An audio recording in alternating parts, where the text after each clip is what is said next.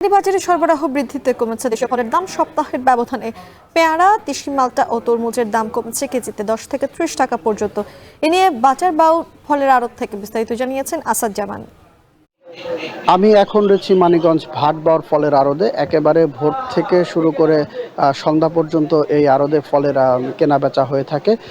সরবরাহ ভালো থাকায় কিন্তু ফলের দাম কমেছে কেজিতে প্রায় 10 থেকে 30 টাকা পর্যন্ত। তো আজকের বাজার দর সম্পর্কে যদি একটু বলতে চাই, যে প্রতি কেজি ড্রাগন পাইকারিতে বিক্রি হচ্ছে 110 থেকে 120 টাকা, পেয়ারা বিক্রি হচ্ছে 50 টাকা কেজিতে, এবং মালটা বিক্রি হচ্ছে প্রতি কেজি 45 থেকে 50 টাকা, এবং গ্রীষ্মকালীন যে তরমুজ রয়েছে সেটা কিন্তু বিক্রি হচ্ছে 50 থেকে 55 টাকা কেজিতে। ড্রাগন, পেয়ারা, মালটা এগুলো কিন্তু চুয়াডাঙ্গা থেকে এখানে আসে বলে আমাদেরকে বিক্রেতারা জানিয়েছেন। দেশীয় ফলের চাহিদা কম থাকায় বিক্রি কমেছে, এমনটাই অভিযোগ করছেন বিক্রেতারা।